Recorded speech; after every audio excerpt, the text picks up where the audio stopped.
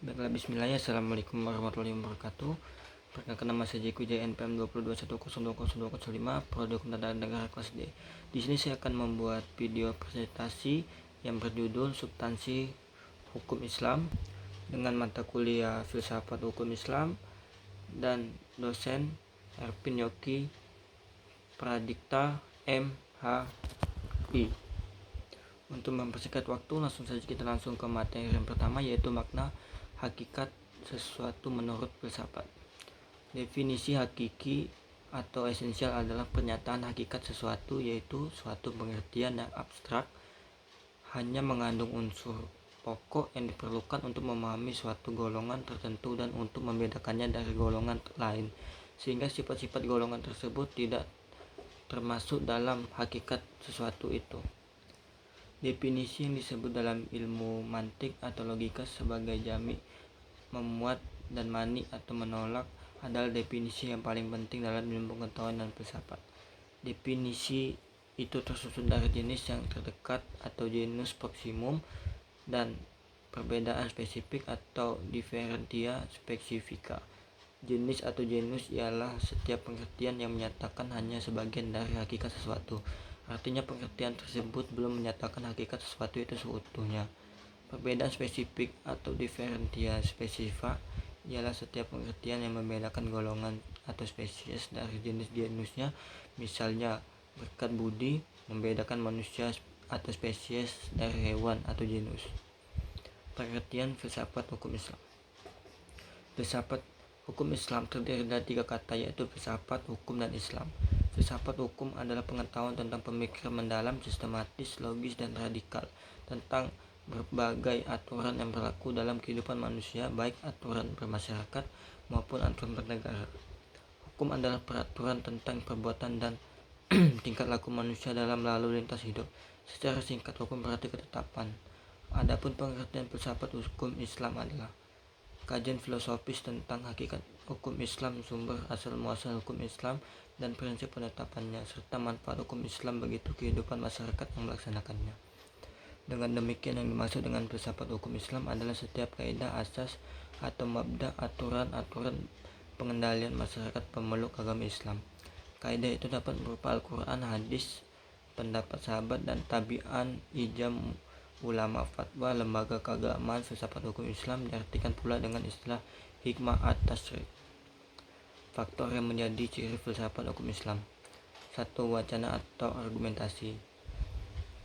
Menandakan bahwa filsafat memiliki kegiatan berupa pembicaraan yang mengandalkan pada pemikiran rasio tanpa verifikasi uji empiris atau perbincangan dengan menutup mata. Kebenaran filosofis tidak memerlukan pembuktian atau tidak perlu didasari bukti kebenaran baik melalui eksperimentasi maupun pencarian data lapangan. 2. Segala hal atau sekalian alam. Artinya semua materi pembicara filsafat adalah segala hal menyangkut keseluruhan yang bersifat universal, tidak ada yang tidak tersentuh oleh pembicaraan filsafat. Ada atau tidak ada permasalahannya, filsafat merupakan bagian dari perbincangan. Hal itulah yang membedakan antara filsafat dan ilmu pengetahuan yang membicarakan lingkup tertentu. Semua yang dikaji oleh ilmu pengetahuan dijamak oleh filsafat, karena inilah universalisme filsafat. 3. Sistematis. Artinya perbincangan mengenai segala sesuatu dilakukan secara teratur mengikuti sistem yang berlaku sehingga tahapan-tahapannya mudah diikuti. Dengan demikian, perbincangan tersebut tepat atau tidak dapat diikuti dan dikaji oleh orang lain meskipun pada akhirnya hanya ada satu pengertian mengenai sesuatu yang dimaksud.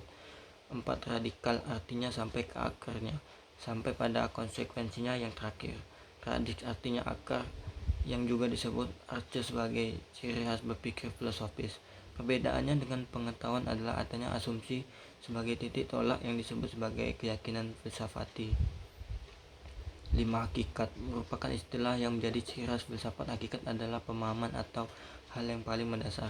Jadi filsafat tidak hanya berbicara tentang wujud atau materi sebagaimana ilmu pengetahuan, tetapi berbicara makna yang hakikat terdapat di belakangnya. Dalam filsafat, hakikat tersebut sebagai akibat dari berpikir radikal.